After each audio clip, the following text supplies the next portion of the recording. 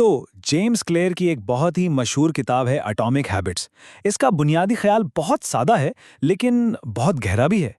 वो ये कि जो हमारी छोटी छोटी रोजमर्रा की आदतें हैं ना, असल में उन्हीं के अंदर गैर मामूली तब्दीलियां लाने की ताकत छुपी हुई है।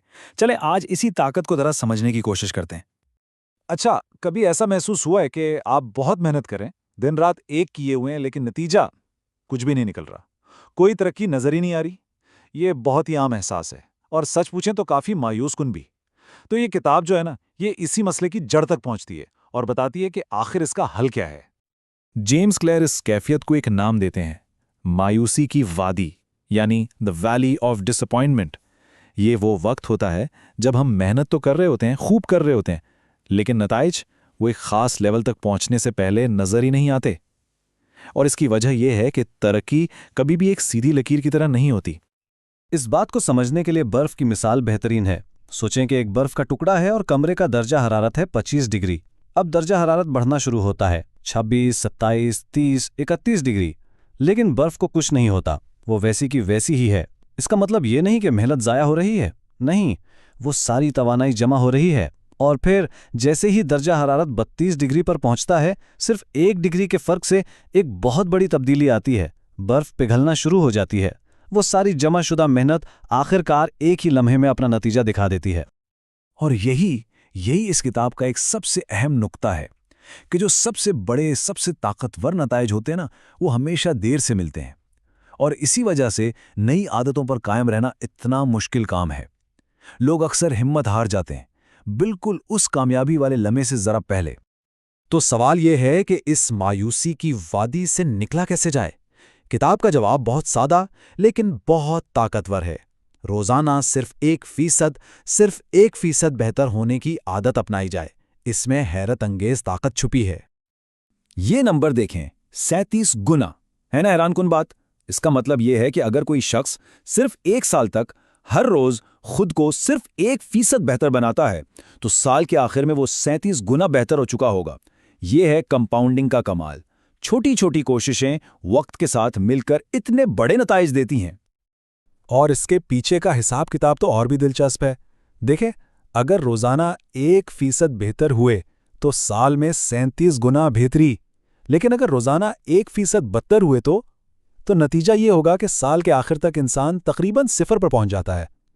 इससे पता चलता है कि हमारे रोजमर्रा के छोटे छोटे फैसले लॉन्ग टर्म में कितना बड़ा फर्क डालते हैं।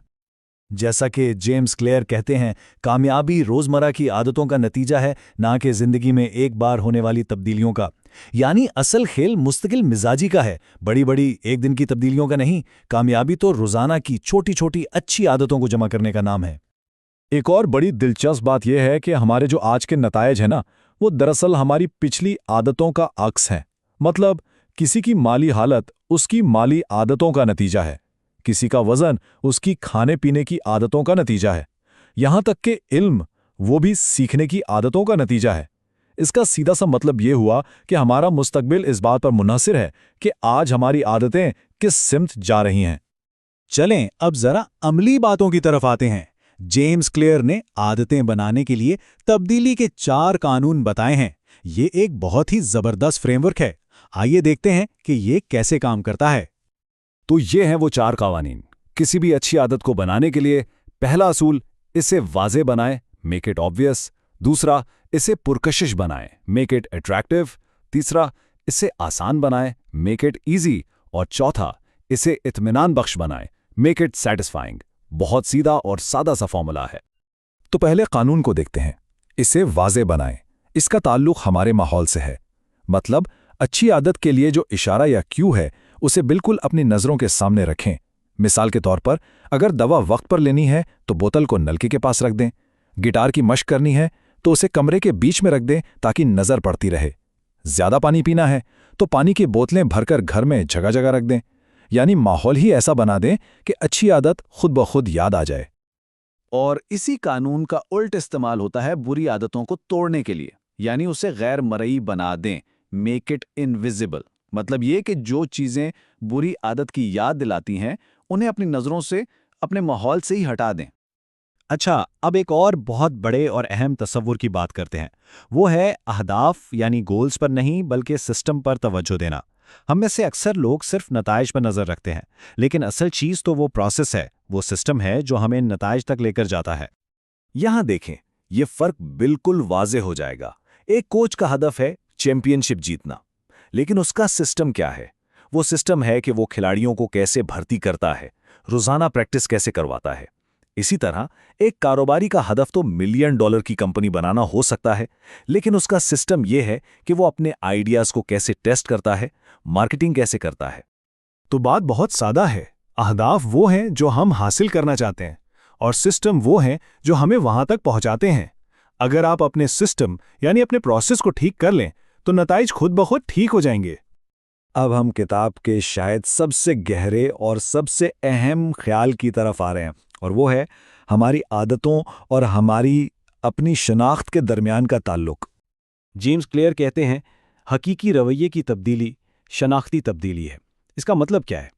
اس کا مطلب یہ ہے کہ اصل توجہ اس بات پر نہیں ہونی چاہیے کہ میں کیا حاصل کرنا چاہتا ہوں، بلکہ اس پر ہونی چاہیے کہ میں کیسا انسان بننا چاہتا ہوں۔